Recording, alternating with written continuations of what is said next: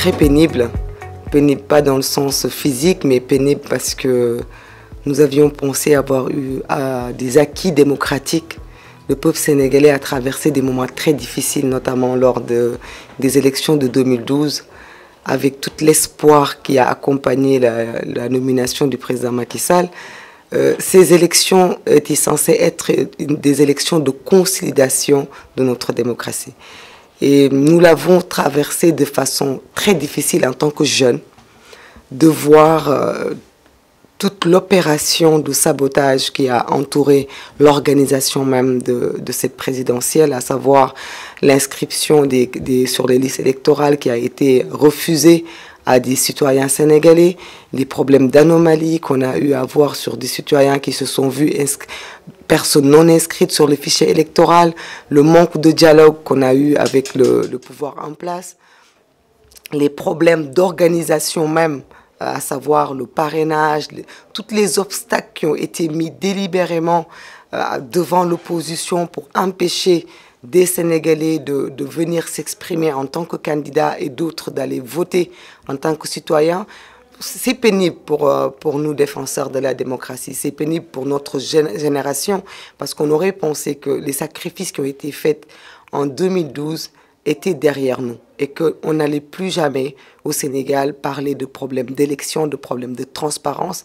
Et le constat qu'on peut faire de cela, c'est qu'on est déçu par ce président et par ce régime. Maintenant, on a beau dire l'opposition est dans sa posture ou que les gens ont un problème quelconque avec le président Macky Sall, ce n'est pas la réalité.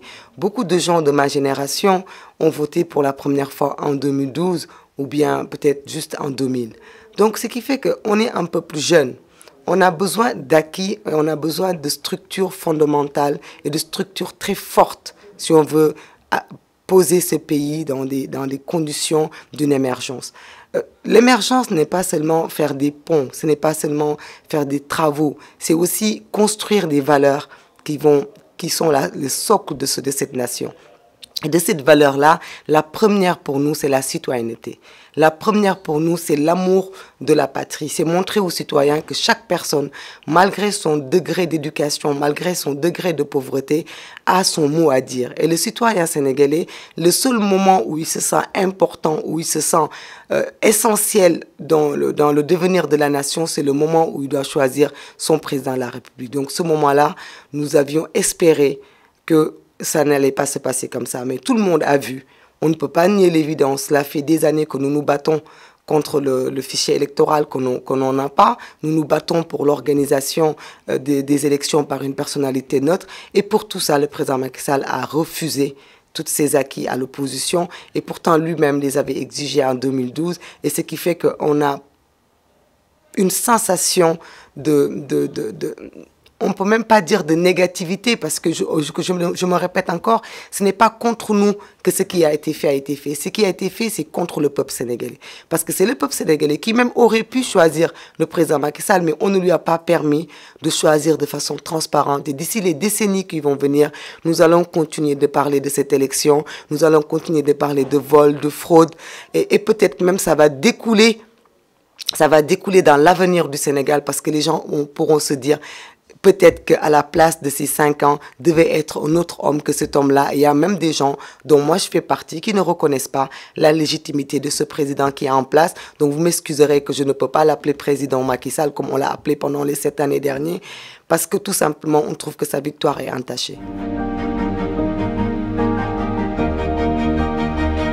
En fait, les Sénégalais ont voté et pour cela, nous les remercions vivement. Nous faisons partie de ceux qui ont appelé au vote. Malgré notre proximité avec le président Wade qui nous a expliqué et démontré par A ou par B que le président Macky Sall avait préfabriqué ses résultats et que ça allait se passer comme ça. Mais nous sommes dit, nous faisons partie de cette génération démocratique. Nous faisons partie de l'héritage démocratique du président Wade. La seule chose que nous connaissons, c'est la démocratie. Nous avons la chance de ne pas être là pendant les années où il y avait les problèmes de parti unique et tout ça. Donc, une démocratie, cela se passe dans les urnes, cela ne se passe pas dans la rue. Donc, nous devons aller au vote. Nous avons appelé au vote, nous avons incité au vote. Parce que quel que soit le processus qui a été mis en place, les Sénégalais ont été votés. Et ça, c'est la maturité du peuple sénégalais. Ils se sont levés, ils ont été votés. Mais vous savez, Samba Ardo, le problème, il n'est pas au moment où certains citoyens vont voter. Combien de Sénégalais sont restés dans leur maison parce que leur carte est inscrite, non inscrite? Pour qui allaient-ils voter? On ne sait pas. Combien de Sénégalais n'ont pas pu avoir leur carte d'électeur? On ne sait pas. Combien de Sénégalais ont eu des changements sur leur carte d'électeur, ils se sont vus transférés d'un endroit à un autre? C'est ça qui biaise le jeu démocratique. Parce que pourquoi nous pensons que peut-être ces gens-là sont de notre côté, sont du côté de l'opposition? Parce que c'est le pouvoir qui a la responsabilité d'organiser des élections. C'est eux qui ont pris 52 de nos milliards pour refaire une refonte totale des fichiers, pour refaire des pièces d'identité. Donc c'était à eux de se débrouiller pour pouvoir que tous les citoyens soient en état de voter. Donc on ne peut pas croire que c'est juste de l'incompétence ou c'est juste un oubli, parce que c'est impardonnable que des citoyens soient privés de leur vote. Et des Sénégalais dans cette situation, il y en a plus de 2 millions et quelques. On ne peut même pas avoir le chiffre exact, parce que comme je vous ai dit, il n'y a pas eu de dialogue, il n'y a pas eu de possibilité d'avoir les fichiers à temps. Il a été donné à 15 jours des élections, donc les gens étaient déjà en campagne. Très difficile que les gens puissent savoir ce qui était dans le fichier. Et empêcher tous ces Sénégalais de voter, c'est un peu, d'une certaine façon, tricher sur les résultats. Parce qu'il aurait été plus correct de permettre à tous les citoyens inscrits d'aller voter. Même si d'autres même auraient pu être inscrits. Parce qu'on ne peut pas quand même accepter qu'un peuple où on a plus de 15 millions d'habitants, on se retrouve avec des 6 millions d'inscrits. Pourquoi 6 millions d'inscrits? Même pas la moitié d'un peuple doit voter pour tout l'ensemble du peuple sénégalais. C'est inadmissible. Si on va avoir une démocratie forte, il faut que les citoyens soient inscrits, il faut que le pouvoir mette des mécanismes transparents et faciles pour que tous les citoyens puissent avoir leur mot à dire lors des élections. Déjà, je trouve que le président Macky Sall se trompe d'époque. Il se trompe aussi de vis-à-vis. On a l'impression que pour lui, c'est un jeu de je donne ce que je veux, quand je veux, alors que c'est pas ça. L'opposition est dans son rôle de s'opposer. Lui, quand il était opposant, il a pas donné le choix à son adversaire qui était le président Abdoulaye Wade. Il a fait des menaces qui sont là, dans les réseaux sociaux, que si les élections étaient biaisées, il marcherait sur le palais. Des gens qui sont avec lui ont brûlé ce pays-là. Des gens qui sont avec lui ont financé des guérillas urbaines qui ont amené à 12 morts. Ils ont mis ce pays en instabilité. Son prédécesseur étant un démocrate, s'est retiré du jeu et a laissé le jeu se faire correctement. C'est pour ça qu'il a pu gagner. Alors lui, pour moi, il a tout ce qu'il a gagné, tout ce qu'il a, le président Macky Sall, il le doit au peuple sénégalais. Il le doit au Sénégal. Alors, comment organiser des élections aussi opaques? Il a déjà un problème avec son peuple. Il a un problème avec nous autres petites générations qui ne sommes pas des politiques, qui en 2012 étaient plus de son côté que de notre côté. Il a un problème avec ce qu'il appelle les 48% qu'il dit être contre lui. Mais en réalité, il a un problème avec tous les Sénégalais à qui il a empêché de pouvoir s'exprimer. Alors, appelez l'opposition au dialogue, appelez le président Abdoulaye Wade au dialogue, appelez le président Abdou Diouf au dialogue. C'est résumer les problèmes du Sénégal à des acteurs politiques. Et nous disons que ce n'est pas le problème réel du Sénégal. Nous avons un problème d'institution, l'institution que représente le chef de l'État, qui ne respecte pas ses paroles, qui fait la promotion des mauvaises valeurs, la promotion de la transhumance, la promotion de l'instrumentalisation de la justice, les rancunes, tous les problèmes de corruption. On a vu ce qui s'est passé pendant la campagne, la façon dont on appauvrit les populations pour venir après derrière, leur demander leur vote, pour continuer de leur donner des bourses sociales, pour continuer de leur venir en aide pour qu'ils se soignent. Toutes ces problématiques qui sont d'ordre sociologique, qui vont être ancrées dans notre population. Donc résumer le problème des élections à juste des acteurs politiques qui, certes, peut-être ont des problèmes personnels avec le président pour certains, mais pour nous, nous n'avons aucune rancœur vis-à-vis du président Macky Sall. Nous ne lui tenons aucune grief, si ce n'est qu'aujourd'hui d'avoir une victoire qui pour nous est entachée du sang de notre démocratie et entachée de plusieurs années de dur labeur et aussi entachée de l'avenir de notre peuple, parce qu'il va y découler de l'avenir de notre peuple. On ne peut pas accepter que des gens qui n'ont pas droit à gouverner gouvernent. C'est comme si on faisait la promotion des voleurs, c'est comme si on disait aux tricheurs, il faut être malin, il faut être rusé dans la vie pour s'en sortir, et ça, nous ne pouvons pas l'accepter. Aujourd'hui, ce qui est fait.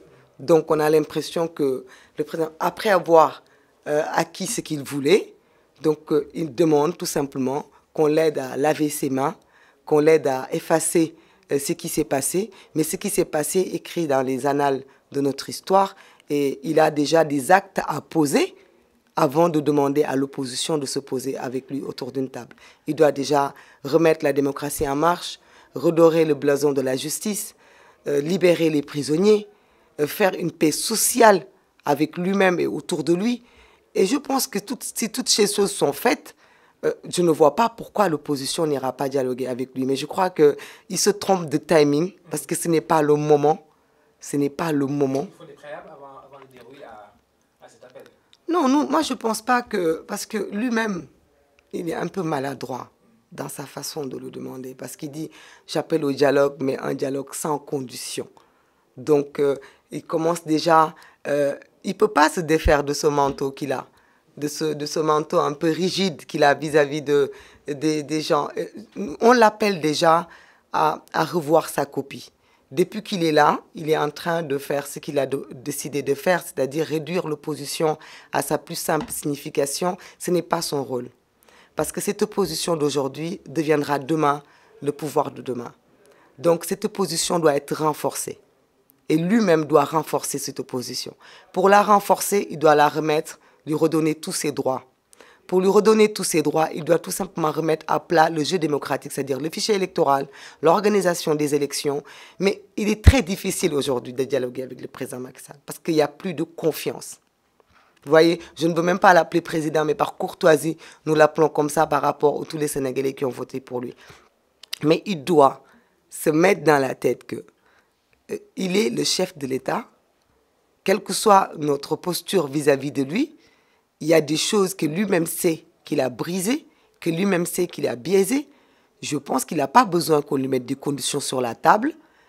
Il connaît le chemin et ça m'étonnerait quand même qu'il puisse défaire en 5 ans ce qu'il n'a pas pu réussir en 7 ans. Donc nous, personnellement, nous ne pensons pas qu'on va prendre cette main tendue-là parce qu'il n'y a plus de confiance. Et quand on dialogue, on ne dialogue pas pour soi-même. On est censé parler au nom du peuple. On est censé parler des intérêts du peuple. Et donc, nous l'attendons au travail. Nous observons de voir est-ce que, pour une fois, il se mettra au service du peuple sénégalais.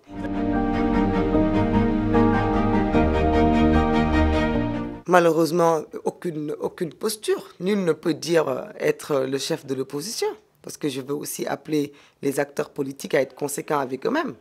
On ne peut pas dire qu'une élection n'est pas transparente, n'est pas équilibrée, n'est pas normale, et vouloir tirer un bilan des chiffres de cette élection.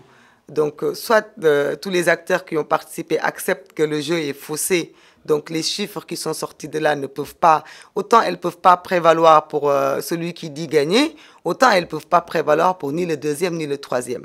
Donc pour moi, ce n'est pas le lieu ni le moment de parler de statut de chef de l'opposition. Il en avait l'occasion après le référendum et après les élections législatives, où il y a eu quand même des partis politiques qui ont des représentants au niveau de l'Assemblée nationale. Mais malheureusement, il a raté ce cap-là.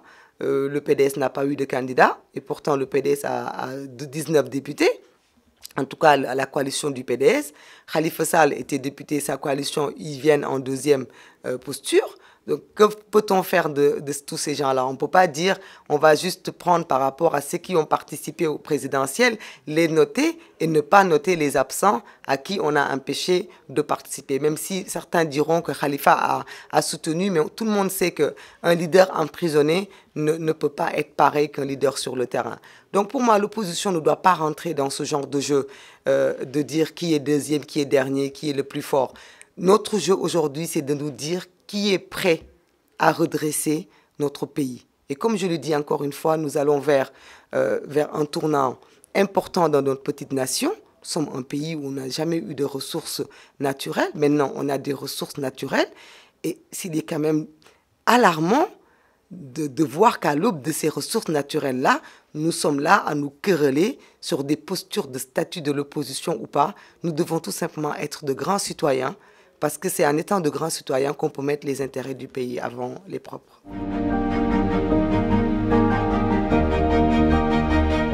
Non, je n'ai pas beaucoup de ces nouvelles depuis qu'on a choisi de participer aux élections. Je crois qu'ils respectent ce choix-là parce que c'est en tant qu'on n'est pas militant du Parti démocratique, mais on est allié de ce parti parce que pour nous, c'est le parti qui a combattu le plus pour la démocratie. Donc c'est à leur côté, pour défendre la démocratie, qu'on était là. Et je pense que si le président Karim Wade avait été partant, nous serons du combat. Donc nous ne voyons pas pourquoi nous allons refuser nos cartes à Idrissa Seck, qui a aussi un parcours méritant, qui est aussi un digne fils de ce pays, qui aussi s'est battu pour même amener la démocratie à la tête du pays avec le président Wade. Nous avons jugé que notre rôle était de participer à ces élections. Parce que devant l'histoire, nous ne pouvons pas manquer. Devant l'histoire, nous avons manqué aucun rendez-vous. Même le semblant de dialogue qui avait été fait autour des 15 points, nous avons été présents, malgré que nous avons été déçus à la fin. Mais nous n'acceptons pas d'avoir des moments historiques de notre vie où on ne participe pas. Donc nous lui souhaitons encore un bon rétablissement et nous nous excusons auprès du président Abdoulaye Wade. Parce que comme je l'ai dit ici, devant les législatives, le voir revenir au combat, c'est un peu acter l'échec de cette génération qui n'a pas su amener le flambeau, garder le flambeau, parce qu'il s'est battu 26 ans, il a eu le pouvoir 12 ans. Je pense qu'à la fin de ces 12 ans, il aurait dû tout simplement aller en retraite. Mais il ne le peut pas depuis, il continue de se battre parce que malheureusement, son héritage qui est la démocratie au Sénégal est toujours en menace. Donc nous lui demandons pardon pour tout ça, pardon d'avoir échoué, pardon de ne pas avoir pu arriver à faire entendre peut-être notre voix. Et nous demandons aussi un peu de clémence au peuple sénégalais, à savoir que nous devons peut-être persévérer et retourner vers les populations pour essayer de leur faire comprendre le sens même de notre combat.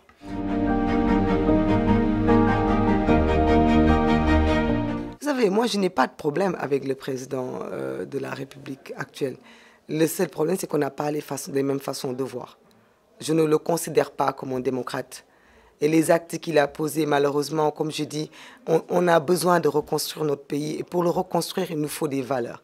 Il ne faut pas que le président se sente obligé ou de tendre la main à tout le monde ou de travailler avec tout le monde. Ce n'est même pas envisageable. Il faut qu'il respecte notre position d'opposant. Il faut que les gens comprennent que ne pas aller vers le président, ce n'est pas lui tenir une dent, c'est justement être des opposants. Et pour pouvoir demain proposer de vrais projets de société, il faut aussi accepter cette posture d'opposant et y rester. Donc il faut qu'il arrête aussi de tendre ses mains-là parce que tout ça, c'est des frais sur le dos du contribuable parce qu'on ne sait même pas qu'est-ce qu'il va faire de toute cette clientèle politique qui est partie le rejoindre pendant la campagne. Tous ces transhumants, ça nous stresse parce que tout ça, c'est nos deniers publics. On n'est pas un pays riche, on a plus de 7 000 milliards de dettes qu'il vient de prendre. Donc il n'a qu'à remercier ces gens-là, leur demander de venir renforcer l'opposition et que les gens se battent. Les gens doivent se battre, doivent proposer des projets de société au peuple sénégalais. Et c'est le peuple sénégalais qui doit nous amener au gouvernement. Nous n'attendons pas après le président Macky Sall pour gouverner ce pays. Nous, personnellement, en tant que jeunes leaders, nous n'avons absolument pas de problème. Nous ne voulons pas de main tendue ou quoi ou qu'est-ce. Nous voulons qu'ils répondent aux questions qu'on a posées. C'est-à-dire, nous voulons plus de justice, plus de démocratie, plus de liberté et peut-être même, pourquoi pas, plus de paix sociale.